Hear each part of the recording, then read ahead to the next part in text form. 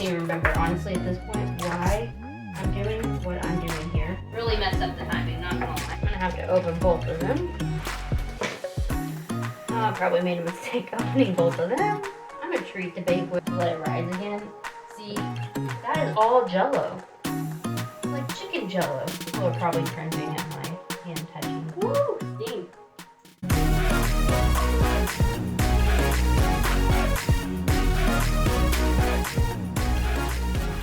Hey peeps! Welcome back to the channel. My name is Drew, and today, guess where we're at, guys? We are in England, and I have absolutely been loving it here so far. Besides my nose dribbling like a freaking waterfall because of the cold weather outside, everything else has been fantastic. I love that we are getting to walk around more since we don't have a car. We get to meet all these new people. They speak English, which is kind of nice, but they speak in like this really proper accent or not proper accent. Who knew? Anyways, that says the point. Maybe another video about different accents in England that I never knew that they actually had. When we were in the US this past week or two, I started doing research because the food pricing in the US has gone astronomically insane since I've been there last. Like, the cheapest bread at Walmart was $1.32, and that even went up to $1.42 while we were there. And I just can't get over the fact that people are paying $1.32 for a basically nothing loaf of bread that just breaks apart and it's like doesn't even fill you up. So I was doing food pricing comparison against UK and US, and I was like, I swear food pricing in the UK is so much cheaper than in the US, but I actually haven't done the cost comparison on paper. And this is what we're gonna do in today's video. I thought, what a perfect opportunity. They have all basically the same foods for like Thanksgiving time here in England. And so I can just go to the grocery store, buy my Thanksgiving food, have a nice little meal for myself and my friend because I unfortunately won't get to be with my family. In the process, I can challenge myself creatively and try to come up with different ways to cook food and cook food that I've never cooked before, really, because I don't just cook pie on a regular basis. We're gonna go out to our local Sainsbury and try to spend 15 pounds, hopefully for around 8 people, but 6 to 8 people. We're gonna have a main dish, 4 sides, and a dessert for under 15 pounds. So I feel like that's a pretty good budget. After I cook all the food and we see if it was actually good and you can make a decent meal for that price, I'm gonna do a cost comparison with my local United and Walmart back home. So whatever's cheapest at United or Walmart at home, I will add to the spreadsheet and compare with the things that I got at Sainsbury here in the UK. I think this is gonna be such a fun video. I have been waiting and doing research for this video for weeks now, and I'm so excited. I hope that this is fun for me, and I hope that y'all enjoy it along the way. Let's head on out and see what Sainsbury has to offer. They're trying to make pigeons of you.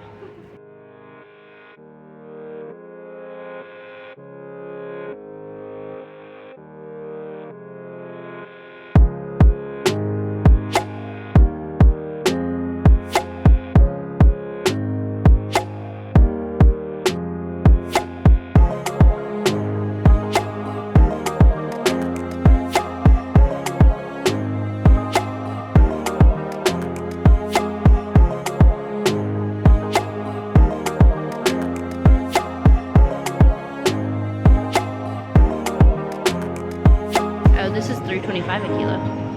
Good. Oh, $2.29. $1.99 for the wings.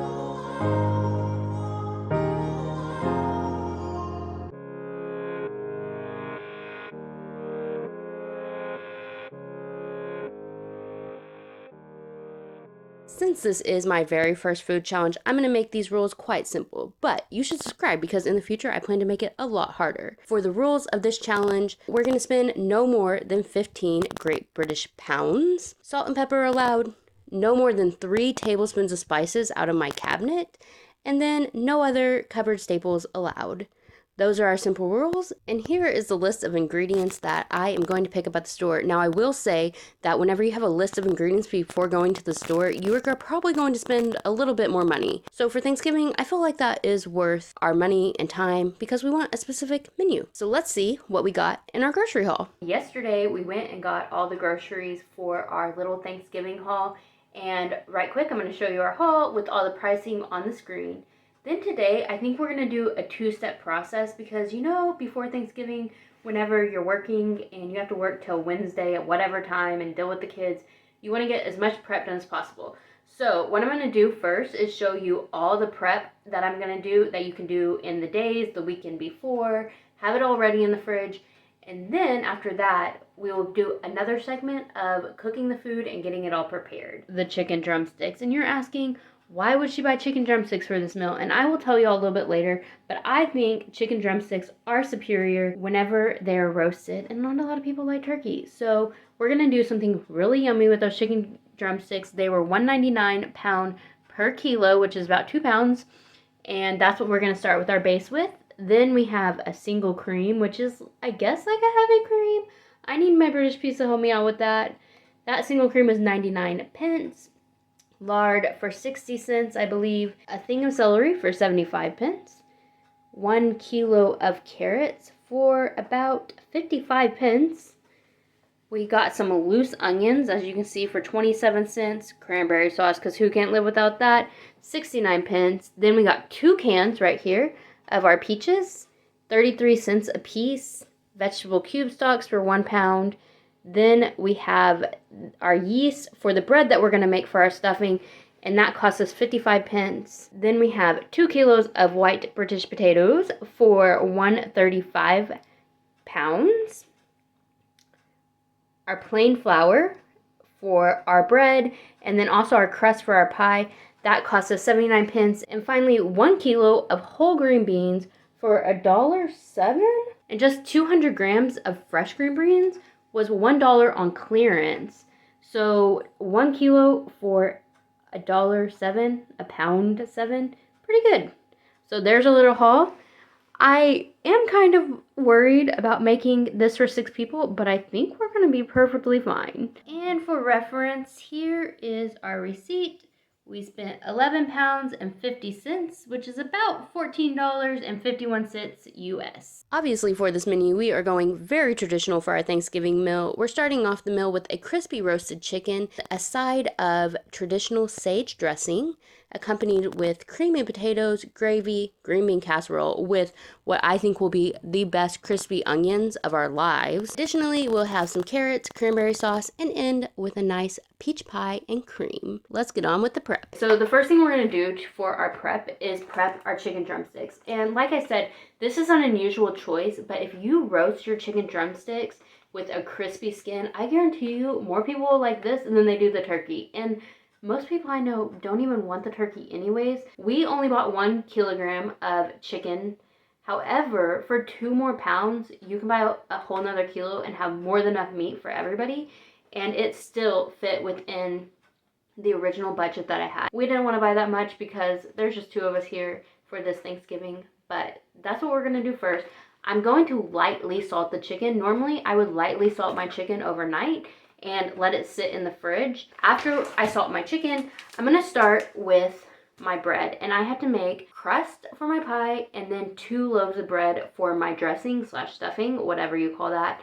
I will say I'm so excited because I get to use a scale here in England, which we don't use scales in the US. I just like wing it with cups, but I get to use a scale here, and I'm really excited about that. In addition, I have never heard of this. Have y'all heard of this? It's called Time Saver yeast, and it comes with extra yeast in the pack. So all the recipes I looked up, it was like 7 grams of yeast per 500 grams of flour. However, this comes with 11 grams per packet, so I technically get 3 loaves of bread with this, and I think I'm gonna weigh it out.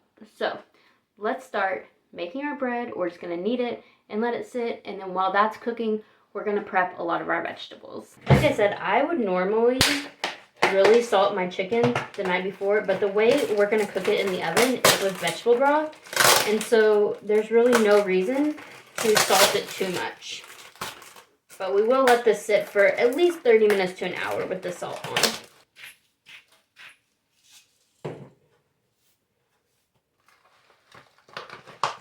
It looks like, I didn't even see how many were in this packet. But let's see, we have 1, 2, 3, 4, 5, 6, 7, 8, 9, 10. I'm just gonna let them sit out on the counter for 30 minutes to an hour before we roast them. We're going to do our bread. Like I said, I think I'm gonna do 14 grams of this instant yeast so that I don't have to use all of it and I can just have yeast for another bread loaf. So let's turn that on. Zero that out. I'm gonna have to open both of them. Oh, I probably made a mistake opening both of them. Wouldn't that have been easy? Let's see if there are actually 11 grams in here. It says 9. 9 grams. So I'm probably gonna have to use all of it. But that's 14. Okay, we'll save it. Maybe it just caught up. Oh, now we're at 16. Oh no. Let's get a little spoon, we'll put it back in. Oh, nice. That gave us a little bit more yeast for the next time, so great.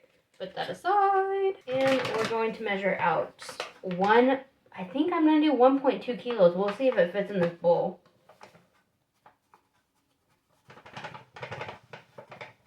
That is not going to fit. So, wow.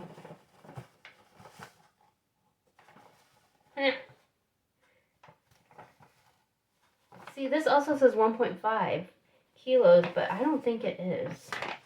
I mean, it is, probably. No, we're not going to do that with our hands. Okay. I'm going to do 1 kilo of flour for the bread. And hopefully that will leave us enough for our bread, our crusts. And then I'm just going to put some salts in this. Some salts. I just do some pinches. And then it said 300 mils of water per 500 grams of flour. Is this 300 mils? Yeah, probably. My problem is that I'm American and we don't use liters on cups like this. So I'm thoroughly confused. But I have made bread before, so that's a positive. Okay. Now, get a big spoon.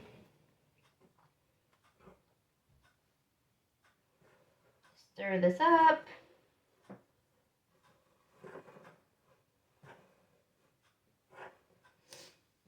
I personally like making a little bit wetter doughs because they get more air bubbles, but for this recipe, I don't know if I need to make it wetter because I am just going to crumble this bread dough up and put it in our dressing. And so thicker bread would be fine. I just need it to cook well. Put some more water in. I just do what I want with bread. Like, just live your life. If you put too much water, add a little more flour. If you do it all wrong, it can't go that wrong, I don't think. Maybe. I take that back. It's never gone that wrong for me, personally. And I don't really add that much flour back to it. Well, I didn't think this through. The yeast is on the bottom. Oh boy. And I need it. Okay. So now I need to get all that yeast off. Thanksgiving's off to a rough start. But it'll come together. Perfectly fine. Fine. Okay. There's still yeast on the bottom of this.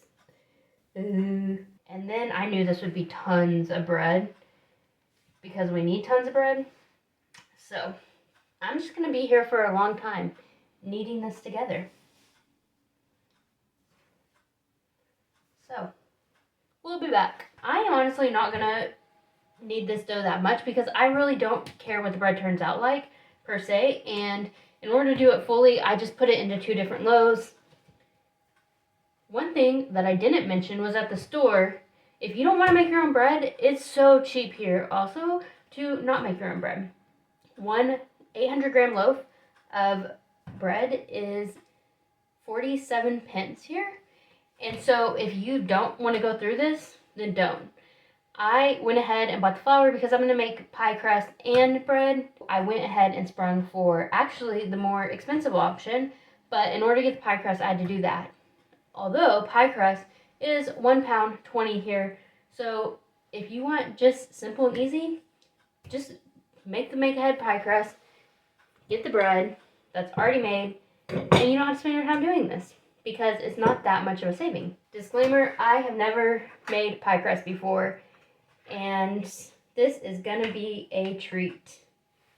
We have our lard and our flour. Oh, I need a bowl. This said I need 225 grams of flour.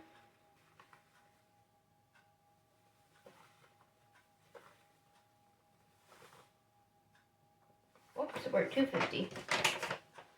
I'm gonna put some back because I do need this flour for other stuff later. 225 grams. You know what would have been smart?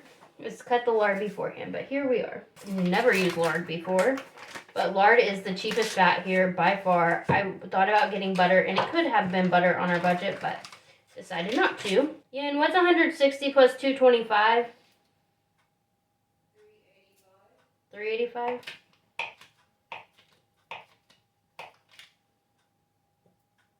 Hopefully that's small enough pieces. We don't know. Oops. So, like I was saying earlier, you can easily buy pie crust and you don't have to go through this rigmarole. And originally I was going to actually go with the crumble on top, which we may still depend upon how much flour we have. But then I was looking at recipes and lard goes really well in pie crust. A lot of people actually put half butter and half lard in their pie crust, but I saw a recipe where I think you can do it with just lard. So we're going to experiment, see what happens. This is so much fat. Pie crust has fat. Whoops. Okay. 381, 382.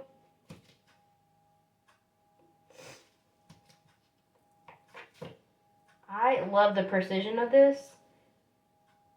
387. That'll be fine. As I just say, I love the precision. Okay. Put that down. Turn that off with our hand. Okay. I guess. And it said I needed a few drops of water. Let's put some water in here. So I'm just going to mix this with my hands. The lard is actually very soft already. They said you can just go straight out of the fridge with it. So hopefully that's fine. I'm more of an experimental person. I just see what happens. One thing they said about lard versus butter, contains more water. It may not be as flaky of a pastry crust if you just use lard. What they don't tell you is that bakers have forearms of steel, and my forearms are killing me. Anyways, I got it into this crumbly consistency, and now I think I need to add water. Of course, I'm not following a recipe or anything, so we'll just see how that goes. A little water. That's probably too much, let's be honest. Okay. Does that work? To me, I didn't want it too crumbly, and so that's why we're going to add some water. Oh man, that just fell on the floor. Okay, it's fine. Everything's fine. But I don't want it sticky, right? Yeah, I think that's plenty of water. And then I have a piece of cling wrap. I'm a treat to bake with, I'm not gonna lie. Okay, there we go. Get as much of this up off the counter as possible.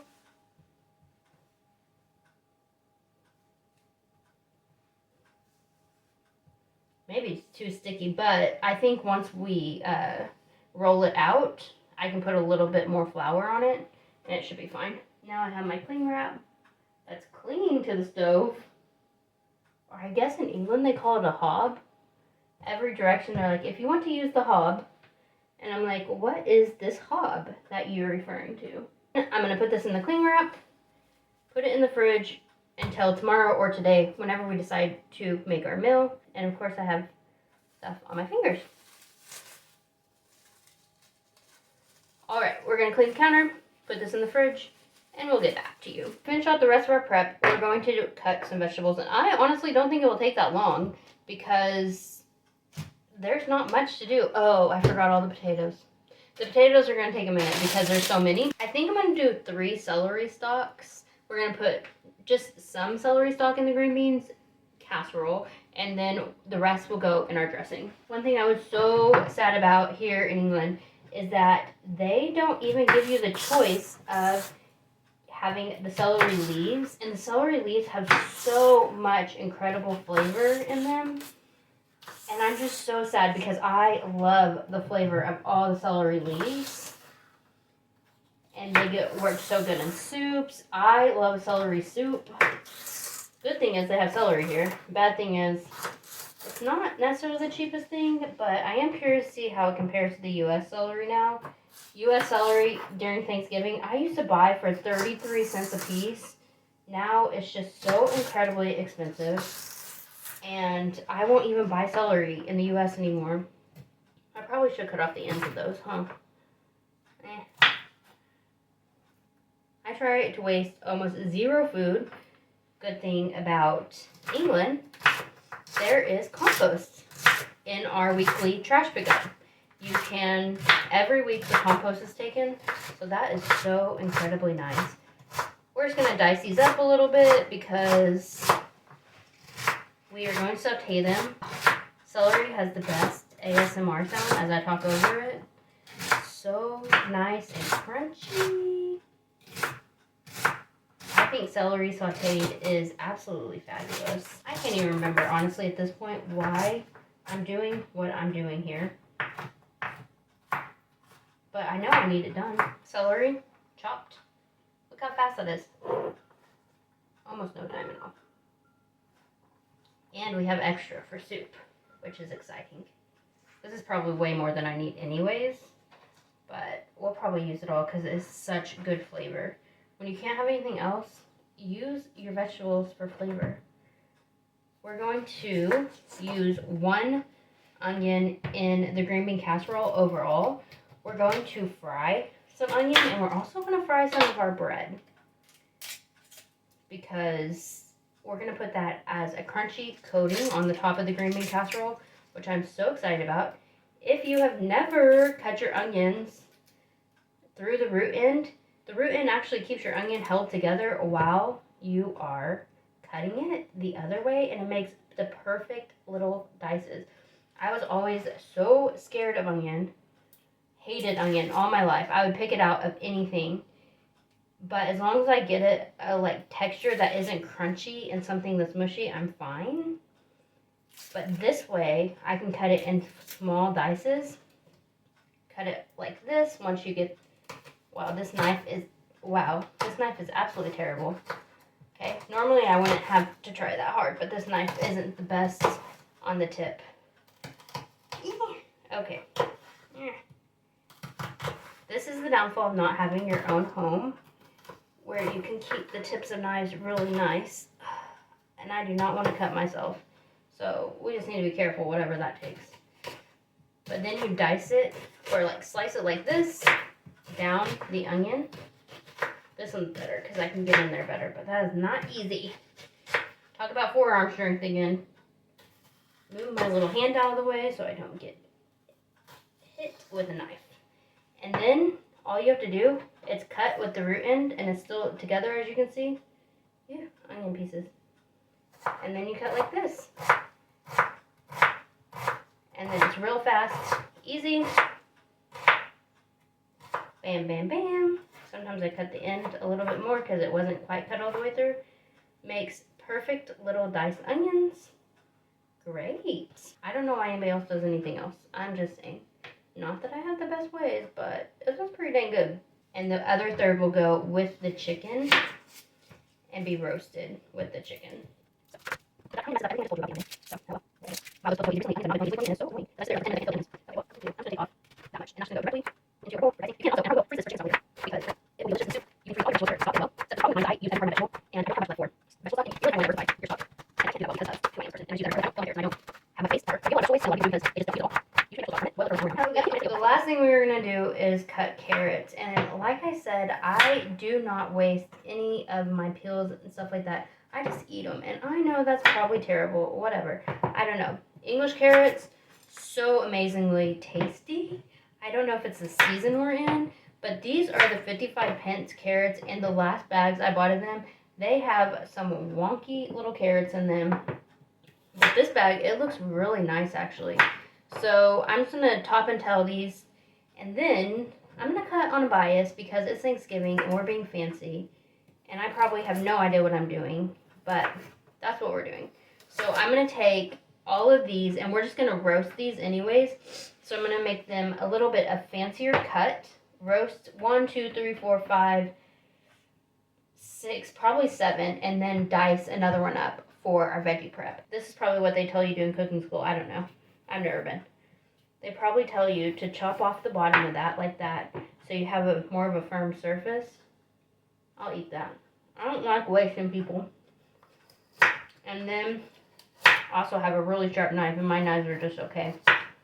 But then we just cut an angle, make them look a little fancy, and we're gonna roast those up. Another thing I'm gonna do is just top this garlic, and we're gonna just put the whole garlic clove in the oven. Because that's what they say to do, top it. I don't know why. But here we are, just listening to professionals. Do they even know what they're talking about? Nobody knows. I'll be back. As you can see, we filled up a whole pot of potatoes, and one thing that we noticed on these ones is that they have all these black marks in them, and the Lidl potatoes did not have those when we went, and I think Lidl was a little bit cheaper actually for these potatoes compared to Sainsbury, and so they just have these deep spots that I'm having to cut out in them, which is not the best, but it is what it is, and I've never had to deal with that. So bad, because you can just see it goes in deep, and you can't tell how far it is until you get in here. And so that's kind of annoying for the potatoes, but oh well. We did our carrots. We're going to put these by the chicken, and then these will be the roasted carrots, and then we chopped some more celery because I forgot I needed to put some with the chicken, and so that's what we're doing with all that. Other than that, the prep took me a little over an hour, and that's even with filming and stuff so far. Not too bad. I am going to take a break for lunch, and then I'm going to work on the bread, see how that's coming along, put the chicken in the oven, and start that process. We are going to add a vegetable cube of stock to water, hot water, and whisk that to make stock for what we're cooking our chicken in. These are nice and fresh. Normally they're as hard as a rock by the time I use them because I never get to use a fresh vegetable cube stock. Okay, we're going to add some water, dissolve it in there real quick. It said 500 mils of water to 1 stock, which I think should be good. Plus we'll get all those good chicken juices in there. And so we should be good to go, even if it's a little watery for the stock cube. Because we're not using a lot of seasoning, hopefully this will give us lots of seasoning flavor, and it will provide a lot of salt probably. I guess 500 mils is all the way up here. That seems like a lot of water for that, but hopefully with the chicken juices we'll be good to go. I wonder what this tastes like. That's what we should do. Taste and see how salty it is, or what it actually tastes like before we actually use it. Not as salty as I thought it was going to be, actually. So I may need to add a little bit more salt, but we're going to use this also for the gravy, and so I don't want to add too much salt until we are ready for it. We'll put that aside and let that dissolve a little bit more. I'm going to use a little bit of our lard.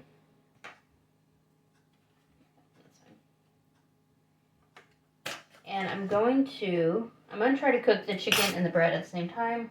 We're just going to use a little bit of our lard to coat these pans the best we can so hopefully our bread won't stick. I'm sure nobody else does this with their hands, but here we are. Well, I'm sure a lot of people do it with their hands, but it's not a video. And also, I'm not for sure how much the bread actually rose.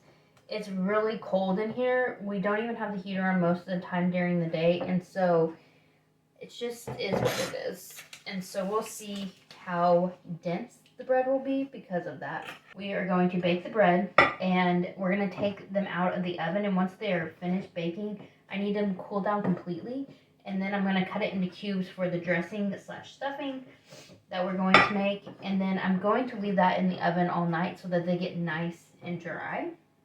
I thought my hands would have lard on them, and so whenever I use this and put the chicken in here, it wouldn't hurt to have a little bit of fat on my hands for the chicken, because I'm not going to coat the chicken in fat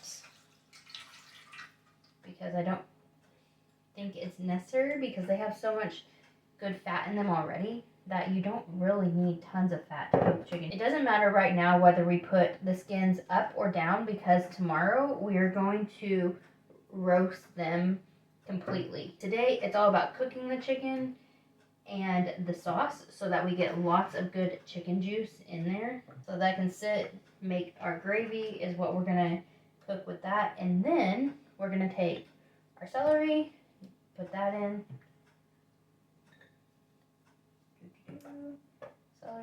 Celery.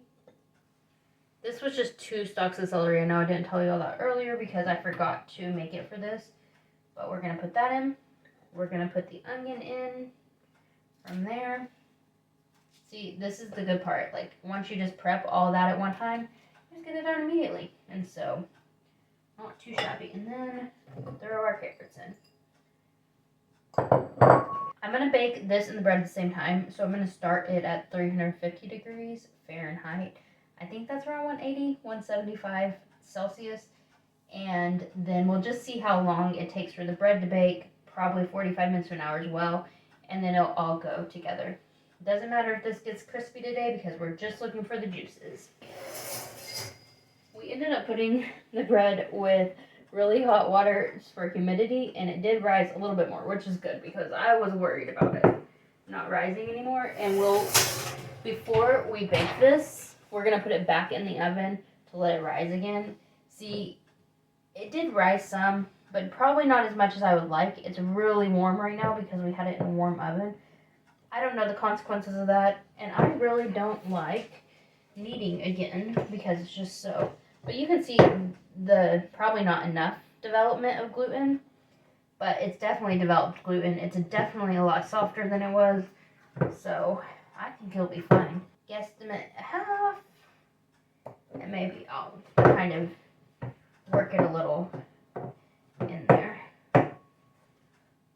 This, not too bad, not too much. I don't even care if it has like a slit at the top and whatnot. I don't care how it does, but I do kind of want to get it shaped with the pan, and then we'll put it back in the oven to proof a little bit more. This should turn out pretty nice, actually. I'm pretty satisfied with the way the dough looks, so that's nice.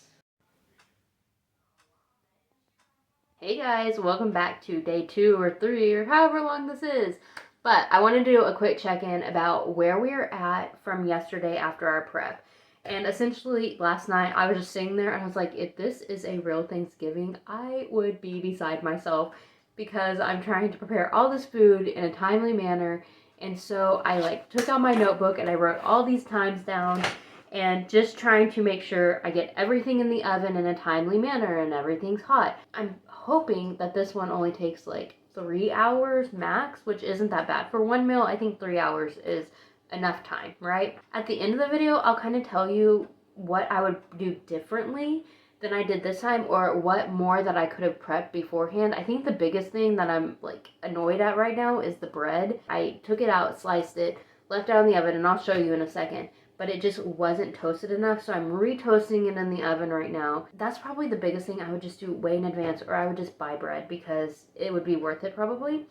Other than that, let me show you what all we have done and then kind of give you a game plan for today. So this is where we're at so far. We have our onions, celery, and we're going to saute those. We have our carrots for roasting. There's our chicken and roasted vegetables, which I'm going to have to re-roast. That is the stock, and I wanted the chicken fat, which you can see it like kind of came on top. I want that chicken fat for, I don't know, the potatoes or something like that. I just kept the potatoes in the pot all night, and they're a little brown, but ew. Well, maybe they're more brown than I thought, but they'll be fine. And then in the oven right here, I have all the bread that we sliced. Whoops, there we go. So I'm trying to toast that up a little bit more. And then in the fridge, I have the pastry. To start today off, we're gonna start by sauteing all the veggies, and then I'm going to air fry the carrots, celery, and onion that I had in the oven yesterday, because that was another thing that didn't work out quite like I wanted to. It's going to be immersed into the gravy, and so I want the roasted vegetable flavor, and so I need to get those a little bit more fried. We're going to start with the chicken and carrots, roasting those. So I think it will take around 20 to 30 minutes to roast those two things. 30 minutes in, 20 minutes into that, I'll put the dressing in the oven, because I want the dressing to cook at a lower temperature, but I don't want it to cook as high as the roasting temperature. So whenever I put the dressing in for the last 10 or 15 minutes, then while the dressing's finishing, I'll put the pie in.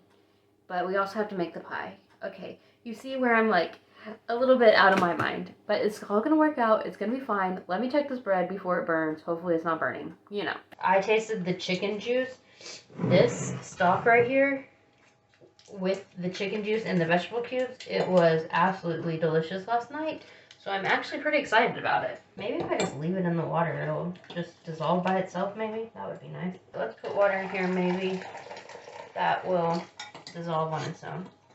That's what we hope. They're pretty powerful little things, huh? Okay. A liter of water.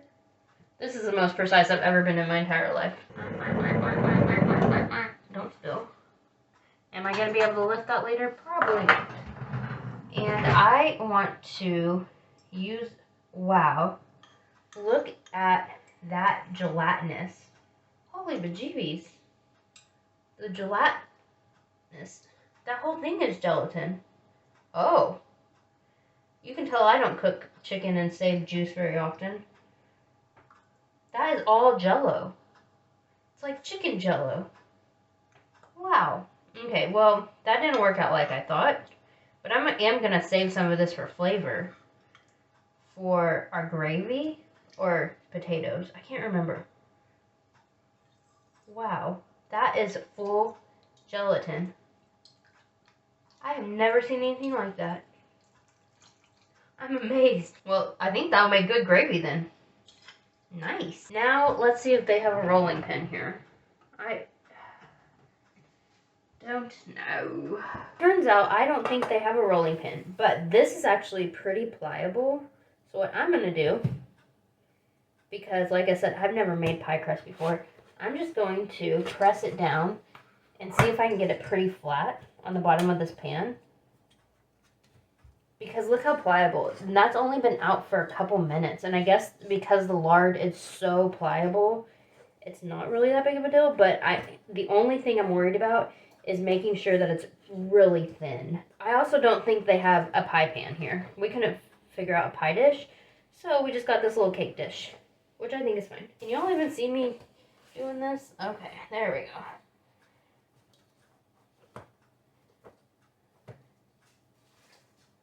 Would I recommend this if you were making food for people and trying to impress them? No.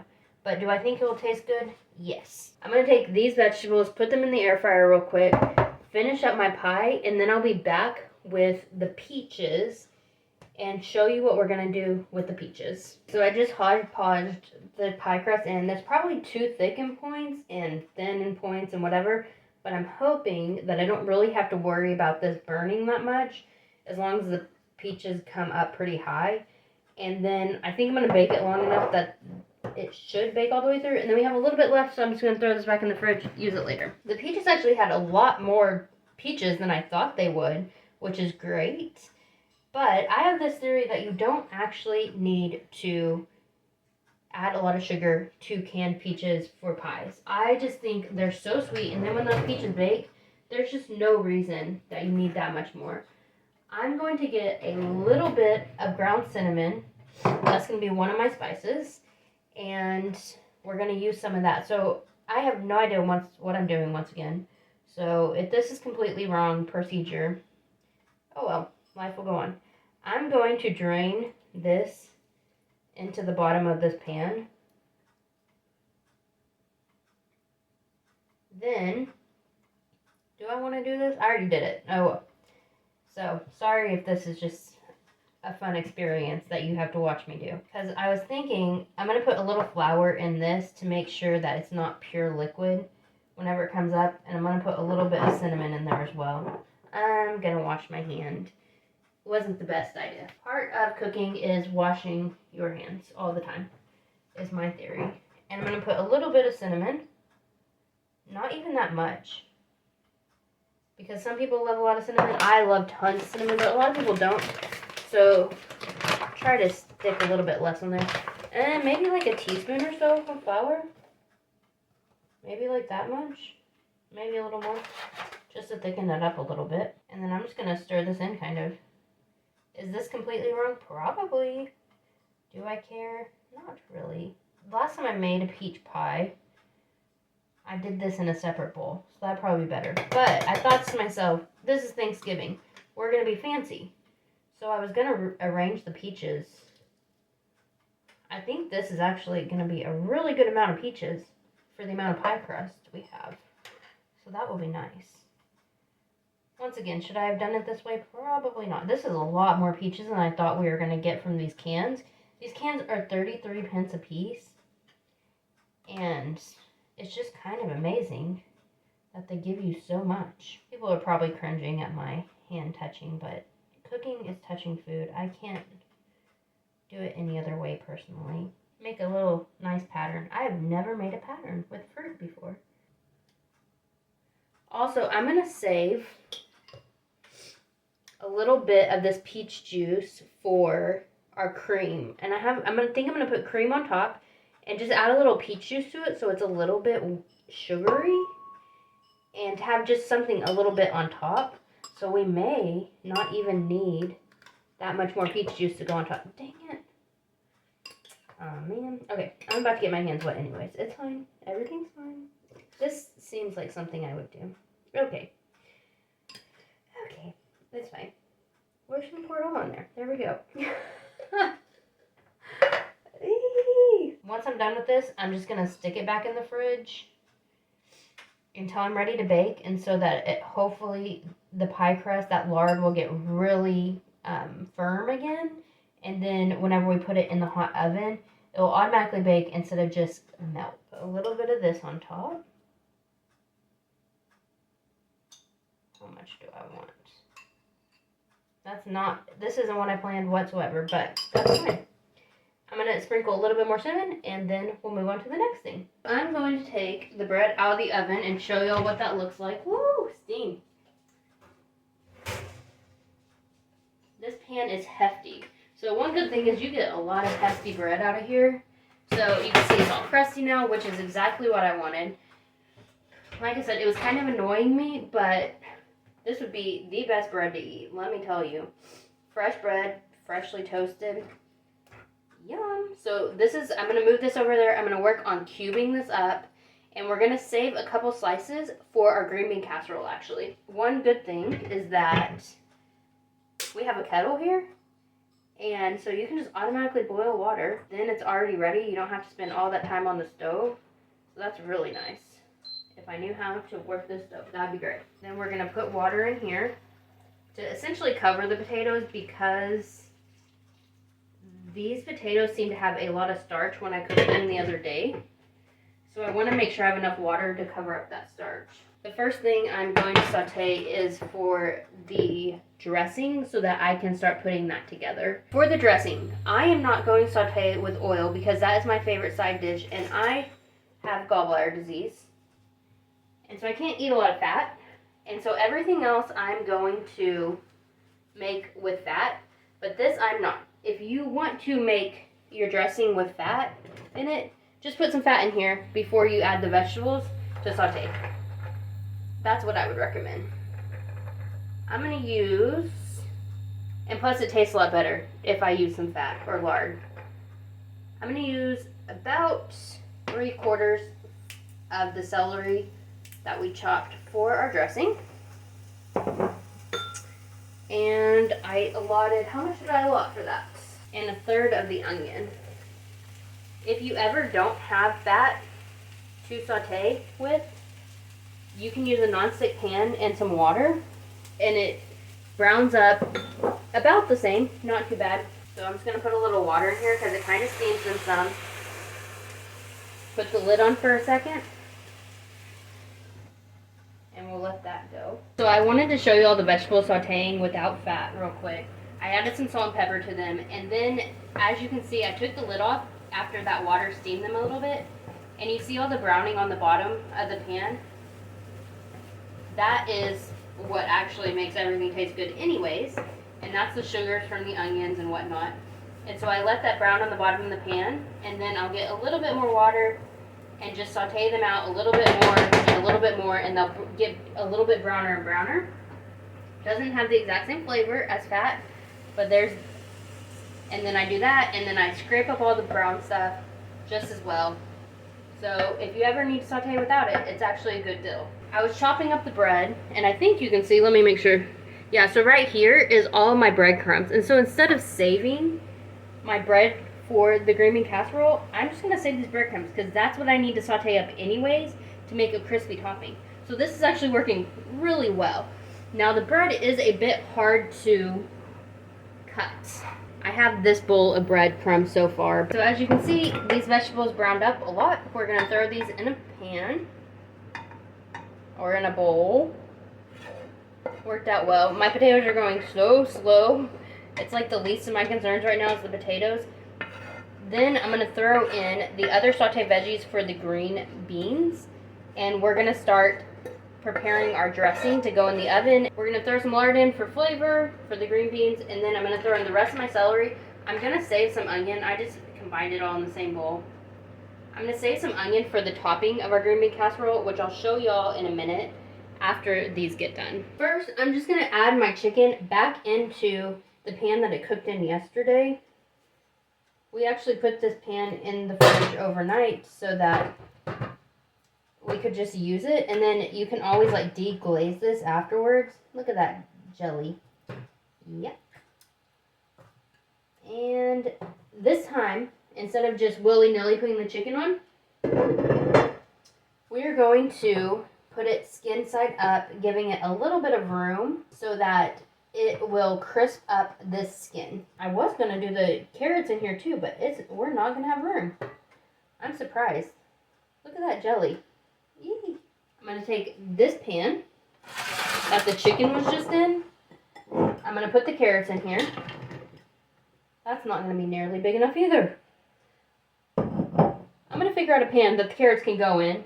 I'm going to add some lard to the carrots, rub it in to all the carrots once I get it in the pan, and then add some salt, pepper, and thyme. The chicken, I'm just going to leave on its own. So a lot of things, I'm going to let the gravy do a lot of the heavy lifting, and we don't have to spend tons of money on the different seasonings and stuff like that. If I was in the U.S. and I had my whole pantry cabinet of seasonings, I would do a lot more. So I'm just going to show this to y'all real quick in this little pan, and then I'll find a bigger pan for these carrots to go in, because I didn't realize it'd be so much carrot. Just massaging the lard into the carrots. Using lard is such an odd thing, to be honest, because it's not like oil. Oil just kind of goes in, but lard is solid, and so I'm sure it'll melt. Not sure. I know it will melt in the oven and probably melt if I left it out on the counter. I haven't left the lard out long enough. I think the lard distributed pretty well on there, so even then I don't think I'll have to do much with them. I'm going to put some salts, a little bit of pepper, and I'm going to do the thyme. That's going to be one of my seasonings. I don't even think for the whole challenge I'm probably going to do like 2 tablespoons of seasoning. I'm trying to stick pretty much with what we did. Just some of that. Just what we bought. And I've never really used thyme before, so we'll see how that works out. I'm trying to keep under 2 tablespoons of seasoning, and I'm not measuring, but it's really not much. And even if I got 3 tablespoons, I wouldn't be sad about that. These 2 dishes were already dirty, and I was going to use this for the dressing because these were the things I put the bread in. But since the dressing looks like it's going to need a bigger pan, I'm just going to put the carrots in here, roast them in this, and then we'll stir them along the way. I'm going to go ahead and I think because the carrots are in a little bit deeper dish than I thought they were going to be, I'm going to go ahead and put them in the oven now so that they can start cooking and roasting. Because as you can see, it's a little bit deeper than what you would want for a normal roasting. But, you know, they were already dirty. So why dirty more dishes? Let's see how much we can stack in the oven.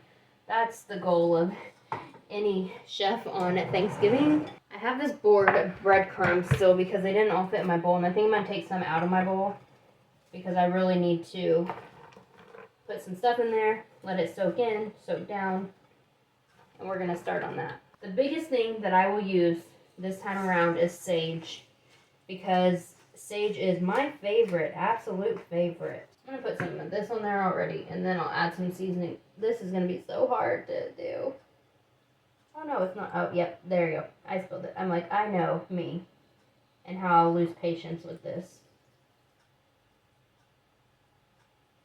I'm going to put that in. I don't know exactly how much we need, but we have plenty. We have plenty of veggie stocks to make more if we need to. So I am not worried whatsoever about how much stock I'm going to need for this. In fact, I think I'm already going to use more than I thought I was going to. Because we might just need a liter of stock just for this. And I thought I would need a liter for this and the green bean casserole. And then whenever I get this down a little bit more, I'll put the seasoning in. Normally, I only make cornbread stuffing, so this is actually pretty new to me. I normally do one cornbread loaf and 1 loaf of white bread at home whenever I do my dressing. And so this is a new method for me in cooking and just cooking with, oh wow, I'm making a huge mess. Imagine that. Okay, hold on.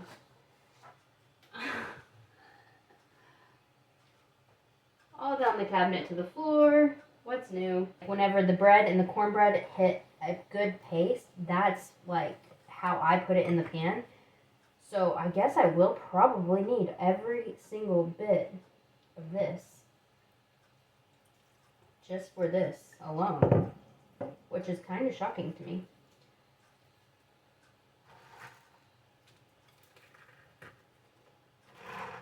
This looks absolutely disgusting. And I hate soggy bread, so that this is my favorite dish is crazy. I really need a bigger bowl because I haven't even put this in yet, my vegetables.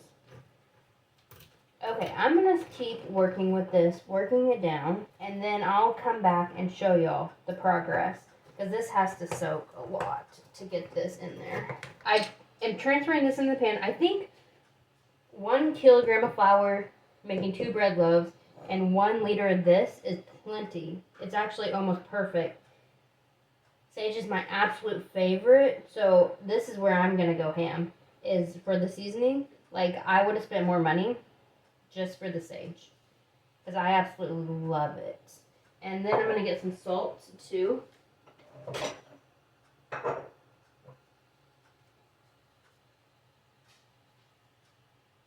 But I don't want to salt too much yet, because of the vegetable stock. And then I'm going to throw my veggies in. As you can see, they browned up pretty well for no fat, which I love. And then I'm going to stir this with my hand. It's really hard, guys, to stir with a spoon and stuff. I'm sure a professional, they would do it great. Wow, this is my favorite meal of Thanksgiving, and it smells just like it right now. So I am so excited, loving it. And I'm going to try to stir all this together. So, let's see how that works out.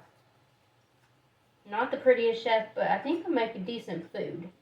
And that's what counts whenever it's just me. If this was for other people, guys, I would not be doing what I'm doing right now. Let me taste in the middle of this right here what my seasonings taste like.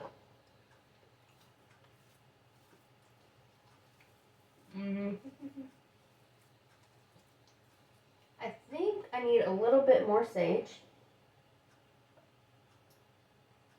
And then I think I'm going to throw, I can't really throw pepper on right now, but I think the sage will help. And I think that will be good. Wow, I'm excited about this. This might take a long time to cook though. I'm just going to press this down like this into my pan. And we're going to pop it in the oven and call it a day. Wow. I wanted to give you a quick midday check-in, which happens to be midday. This is, of course, taking way longer than anticipated, but the dressing was so thick, and this probably wouldn't be an issue if my dressing wasn't so dense and thick. That is going to have to cook at least an hour. I switched things up, and we're going to cook the dressing and the pie in the oven right now. Took the chicken, and the carrots are still in, but I'm going to put the carrots back in later as well. Take them out and put them back in to reheat when the chicken's done. And we'll do that a little bit later. And so the pie will actually be done whenever we're ready to eat, which is nice. But we're having a quick break real quick. And then we will start the green bean casserole. Finish the potatoes. The potatoes have just been sitting in the water. That is all they're doing right now. I know they say you don't want them sitting in the water. They'll take on water, yada, yada, yada. But that keeps them warm. And so until I'm ready to mash them, I'm keeping them warm. And we're going to go from there. So we took some of our garlic that we roasted. I took 3 cloves and I minced it up, which is right here, if you can see that. And I'm going to throw that into the veggies that I sauteed for our green bean casserole. And then we'll put that back on. Now this next part is the part that I'm really excited about. We're going to take the onions and we're going to take the breadcrumbs and we are going to saute them in lard to make the topping for our green bean casserole. So I'm going to take about a teaspoon or so, maybe a tablespoon of flour, and I'm going to cover our onions in it fully. Maybe I can do this. Maybe I should just use this. That would be good. So we're going to coat our onions in it. It's not a deep coat, but it's just enough to, you know, like whenever you deep fry something, it'll get that browning. It should be crispy. A pretty decent amount of fat. With our lard, probably like that much of it, which is quite a bit of fat for me. But we'll see if that's enough, and I'll update y'all if it's not. I'm just going to go ahead, saute this up. When these get brown, I'll go ahead and put our breadcrumbs in. And then while that is going, I'm going to probably use most of the rest of this head of garlic for mashed potatoes. So I'll mince that up. And we're going to start on our gravy. And I think I'll be able to just go ahead and put the roasted veggies in here, some garlic, emulsify that with the emulsifier. So let me start the veggies, mince the garlic, and go from there. I will say, this is probably one of the funnest methods of browning onions I've ever done. By putting that flour on them, they brown up so quickly. And then I put the breadcrumbs in, and you can see it's very toasty. And so you will have to watch this because it will burn very quickly. But it should be an absolutely delicious topping for our green bean casserole. So that's going to be very tasty. I'm just going to put it aside right here. I went ahead and put 3 cloves of garlic in our gravy juice right there. And then I did 5 cloves for the mashed potatoes. So with the, I think 3 that I put in here, that's the 11 cloves of garlic we had. I took this and I threw about half of my carrots and celery in and all the onion that we had roasted with the chicken yesterday in. I'm going to emulsify it. Then I'm going to make a roux on the stove in my pot and go ahead and thicken it up. I'm thinking it's going to be pretty thin with this gelatin, but I don't know. So I guess we'll find out on that front too.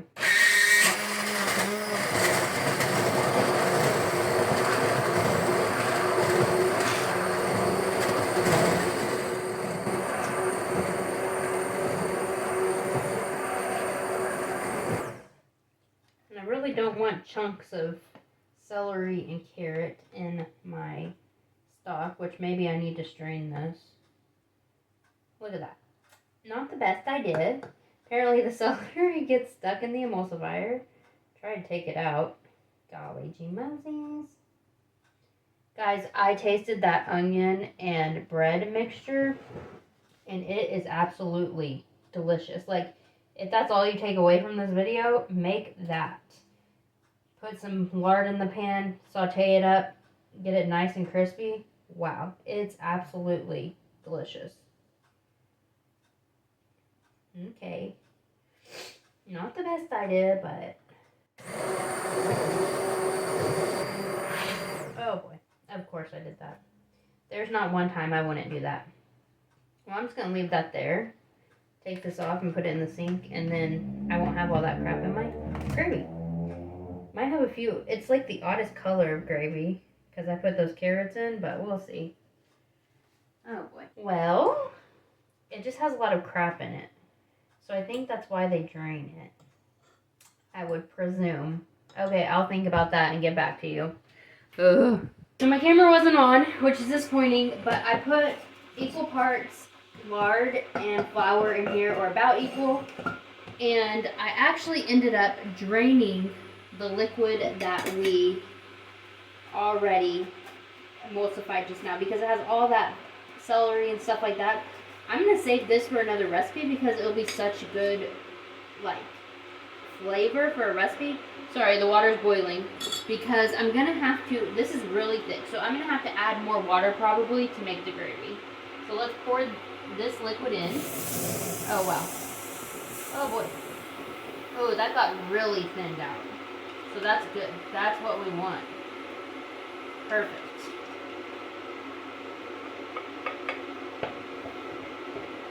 Maybe that'll make the perfect gravy. My flour is not doing well. Probably should grab a whisk real quick. Are you gonna lump out? Let me grab a whisk and see if that will help. Do we have a whisk in this house? Okay. Grabbed a whisk. I mean, you can't ask for a better looking gravy. I don't know how it tastes, but dang, that looks good. Let me taste this and see how we are taste-wise and what we need to do to fix that, if anything. I think I want to add a little bit of pepper. So interesting. What do I... It's salty enough. I think we're just going to let that be, because I think it's actually a really good gravy. I want it to get a little bit thicker. But that's almost perfect. It's an interesting flavor. It's not your typical gravy because it has the celery and carrots and everything in it, but great. I am going to make the potatoes now. First off, I'm not going to add too much salt because we just don't want to over salt, but potatoes are need a lot of salt to me typically. So I'm going to add a decent amount, but not as much as I would for potatoes that I don't use stock with. Instead of milk, I'm going to use 1/4 of a cup of single cream. Oh, that's more than 250 mils of cream. So I actually have a little bit more cream than anticipated, but I'm going to use the rest of that extra in the green bean casserole probably. We have a little bit of the gelatin from the chicken plus the 5 cloves of garlic, which I'm going to put in there. Yum and delicious. Wow, that's going to be tasty. Then I'm going to put about 1/4 of this, a little less than 1/4 now that I know it's 300 mils. In here. Wow, that's really thick cream actually, so it should be really nice in the potatoes. And then I'm going to add liquid as needed. I'm going to add a little bit more right now because I know we'll need some. But I'm going to save about 500 mils of this for sure for the green bean casserole. If all else fails and you don't have enough liquid for your potatoes, save some of the potato stock because it has tons of starch like I was talking earlier. And there's no reason not to use that. Use flavor with different stuff, but I think that should be enough liquid for us for this meal. We don't know if this is a potato masher, but it's working for our purposes.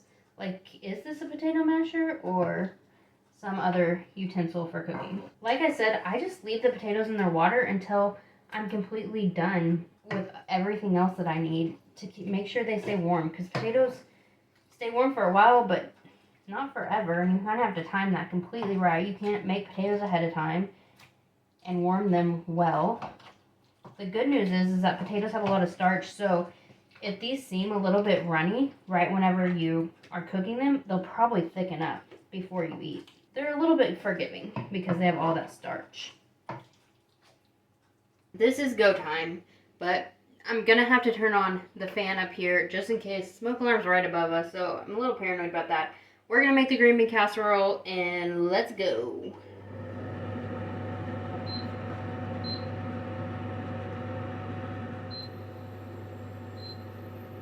I want to keep the temp up pretty high on the green bean casserole right now because we're going to be putting almost frozen veggies in, but then I have really warm stock, so hopefully that works out okay. We have our lard in the pan. We're going to add our onions, garlic, and celery that we sauteed earlier. We're going to get those hot real quick. We still have some of the flour residue of the onions and breadcrumbs that we did earlier, and so that will contribute to our pan as well. All this food smells so delicious. The chicken is in the oven. It's like getting that crispy, roasty skin. It's gonna be hot, hot, hot. I think I timed it just right. It took longer than I thought, by an hour or more, but really messed up the timing, not gonna lie. But that's okay. People, all they have to do on Thanksgiving is wait for the chef. So it's really my timing. That's what I have to say. Okay, I think I learned from the gravy that I need a little more flour than I thought. So around 3 tablespoons I'm gonna put in here. I probably don't have enough fat in here, so maybe I should add a little bit more fat. While that's kind of cooking away and getting roasty toasty, I'm gonna add some pepper. I look so fancy with my pepper grinder. I've never loved pepper grinders. I just like to get things done. A pepper grinder takes way too much time. It's like, why are we doing this? Why are we sitting here for an hour grinding things when we don't need to? Okay. Well, anyways. Some salts. And then the other thing that I'm going to use, and not too much of it, is these mixed herbs. If you can see that, it's mixed herbs. Maybe a teaspoon, teaspoon and a half. And that's all the seasonings we're going to use. Ooh, that mixed herb got in my throat. Okay, so once this gets all incorporated, the flour should be, it shouldn't be dry like that. I know enough about flour that it shouldn't do that, because that's when it will clump, when it's dry and hasn't had enough butter and whatever in it. We're gonna add the green beans first just to make sure, because the green beans are gonna have water because they're still frozen. So this could be a terrible idea. It probably is because of the flour chunks, but you know, green bean overboard. We're doing a non-oven green bean casserole because everything else is in the oven and I don't have room for it. Let's check our stuff. Wow. The carrots don't look as toasted and roasted as I would like, but life. I'm gonna add our stock.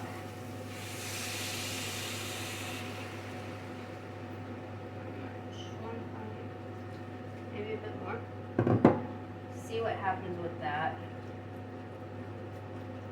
And then I'm gonna pour in, I'm gonna leave about half of this container, a little bit less than half this container of cream. Okay. So we probably use 200 mils, 250 mils of this cream container. But look how creamy the gravy is gravying up. That's what we want. So I'm just gonna let this sit here. I'm gonna hope it boils a little bit. And then the next time you'll see me, we'll be eating yummy Thanksgiving food. I am so excited. The dog is patiently waiting at the table for our Thanksgiving feast. Oh, he got distracted. There's our carrots, our pie, which we really have to let the pie rest. Potatoes, our dressing, huge amount of dressing. There's our chicken and cranberry sauce, green beans, a topping, and then I made a cream sauce, which I'll explain to y'all in a minute. But here it is, our full Thanksgiving feast. Guys, I cannot tell you how excited I am. I even told Ian that we weren't going to have Thanksgiving this year at all. And for me to cook a whole meal is absolutely crazy. But how many times have people forgot the gravy? So I forgot to show the gravy in the kitchen. But I'm going to put some on my potatoes. Here, I'll try to show you on my plate as I eat, because I think that's more nice. But I'm going to put the gravy on there, but also depending upon how the chicken tastes, everything tastes, I'm going to taste them individually. And then we have this cranberry sauce from Sainsbury, which I didn't even know they use cranberry sauce here, so that's really cool. I am curious to see what it tastes like. Let's see.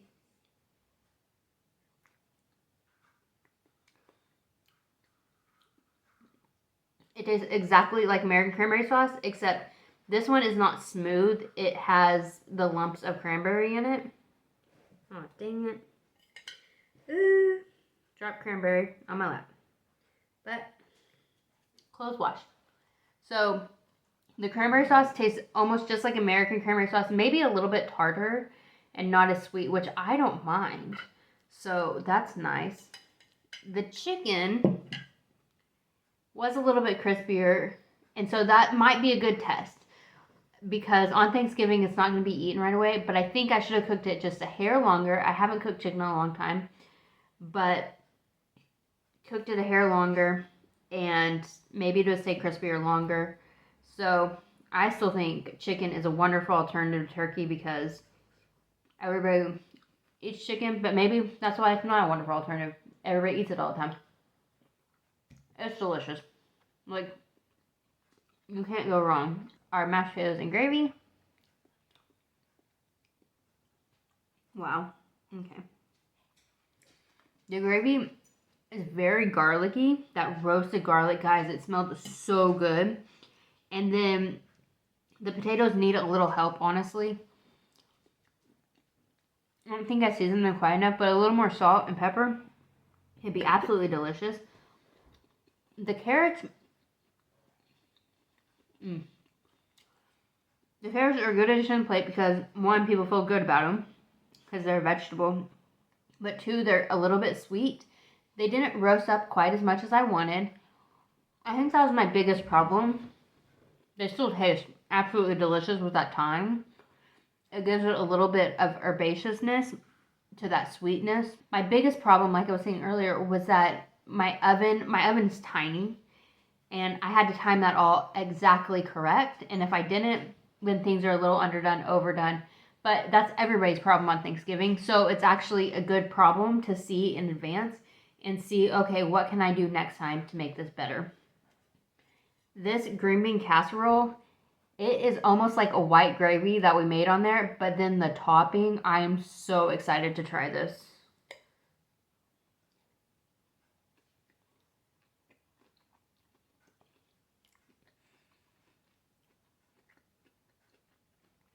That is absolutely, well, I haven't tasted my dressing yet, but that is the star of the show. That green bean casserole with the breadcrumbs and onions, it is so much better than a French fried onion on top because you have real onion flavor. Wow. If I recommend anything, it's this green bean casserole. And then my favorite, which I save my favorites for last, the dressing, which has a very hard top now. Oh, sorry. Ooh, that is not a good sound.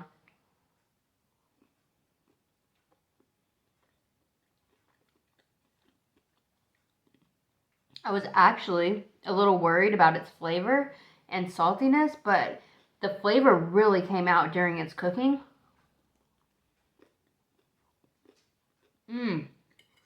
Okay. With the cranberry sauce, I just got so happy.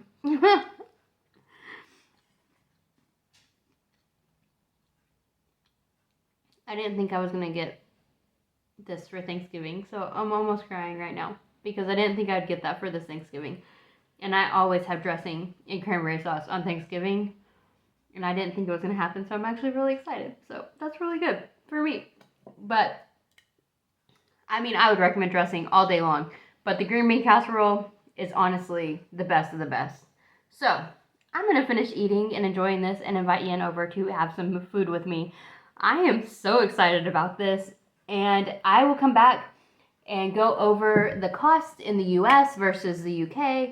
I will go over what I would do differently this time around, what worked, what didn't work, etc., and tell you how I rate this meal. So, I'll see y'all in a while. Oops. Ian reminded me that I didn't say Happy Thanksgiving. Not really something in my wheelhouse to say Happy Christmas or Merry Christmas or Happy Thanksgiving, yada yada yada. But Happy Thanksgiving. I am so incredibly grateful for this meal, and I'm sad that I can't be with my family right now, but I love y'all. And apparently that makes me cry. I haven't been homesick at all these past week, but I probably will be coming up soon. So I love y'all. I hope you're having a wonderful, happy Thanksgiving. Tell me down below what you're grateful for, and I'll see you in a minute. So we've ate our meal. My body knows it's Thanksgiving because it's already rebelling, even though I did not eat that much food at all thus far. Give y'all a little taste of dessert. Now the dessert, I will say, is a little bit rocky. I don't know if y'all can see that on camera, but you can just see its rockiness in the liquid and stuff. I was going to put more flour in it, but then I didn't put it in a bowl and stir it, so I was like, no, it'll be fine, but it is a little liquidy. But I tried to keep it in the oven as long as possible, which is why it has a little burnt spot, but that may be the best spot of the pie, let's be honest. I got some cream, the single cream that we had, and I mixed just probably an eighth or a fourth of a cup of that peach juice that we saved in with this. Let me try this first and see what it actually tastes like. I was going to drizzle it over the pie. It tastes like peaches and cream. Imagine that. Tastes pretty good. So that should be really nice over the pie as just like a little topping.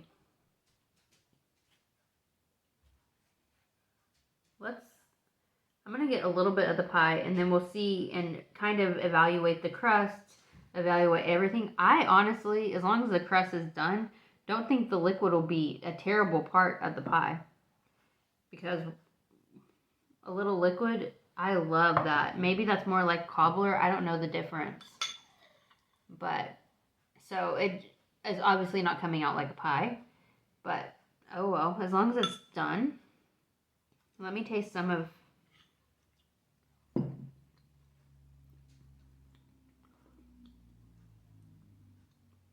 It reminds me of more of a cobbler than a pie. And that's probably because of the amount of liquid. Which I love a cobbler just as much as a pie. So I can't really fault that. I don't care that there's liquid in it. It could use a touch of sugar. Like if I put maybe a tablespoon or a tablespoon and a half of sugar, because that wasn't in my budget and I didn't want to pull out of my pantry. So maybe a tablespoon and a half of sugar in this whole pie, it would just be icing on the cake. It's pretty delicious. Oh, reminds me really of cobbler. Now I'm going to pour some cream on.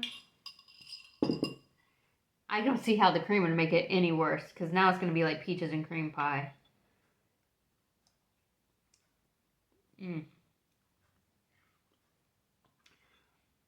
The cream really helped that.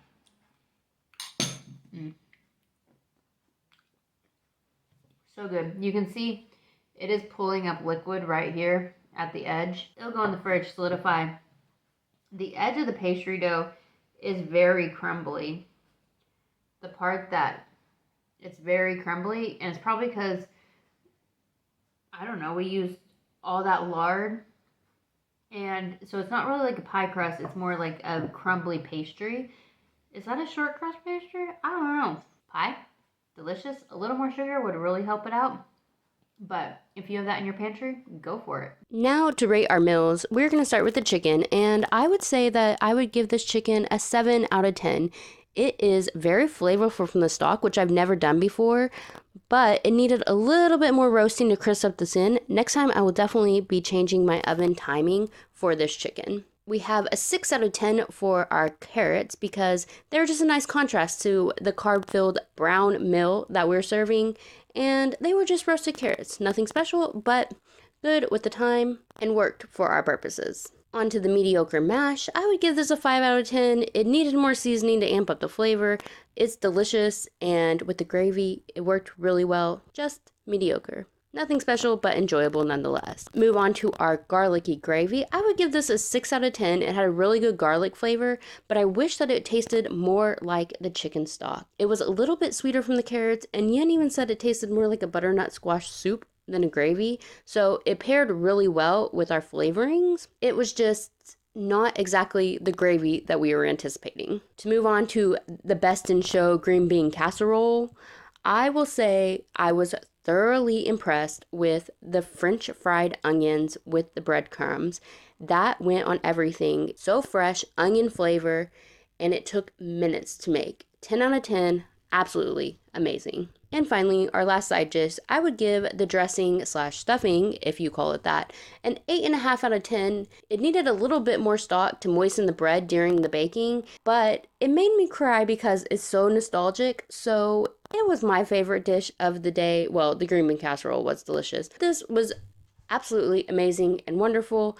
I would make this every single day of my life if I could. I don't know if I'd ever get tired of it. To end off with our dessert, the peach pie slash cobbler, I would definitely do this differently next time.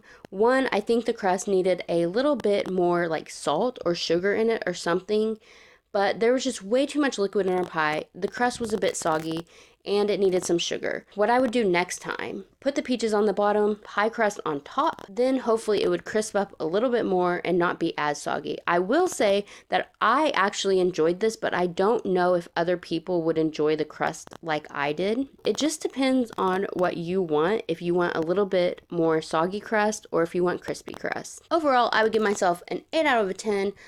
I don't think anybody would complain about the lack of flavor, which was my biggest concern during this challenge. There was plenty of food for 8 people. It might be a little bit different from your normalcy, but everyone has different cooking styles, and I don't think it hurts to switch things up. So for a little critique on how I would do things differently next time to make things easier on me and also maybe make the flavor taste better, the first thing I would do, aside from all the adjustments that I already mentioned earlier whenever I was talking about the rating of the different foods, I would definitely make the bread days earlier or a week earlier so that it can sit out, get a bit more crusty, and just be ready for whenever I am ready to put it together to prep. Or I would just buy the bread and pastry because it's pretty cheap here in England, so to save myself time, I might just buy it. I do have some pastry left over, and I'm going to try to bake it on top of a more savory dish in a video coming up, so you should subscribe to see how I'm going to use my leftovers. So I think prep is key in a Thanksgiving meal. I would do actually a little bit more prep than I did in this video. First, I would saute all the veggies and fried onion topping the day before so that all I had to do was put it into the dish and not have to worry about doing that the day of. I would also fully prepare the dressing slash stuffing, pop it in the oven with the chicken and the roasted veggies for the gravy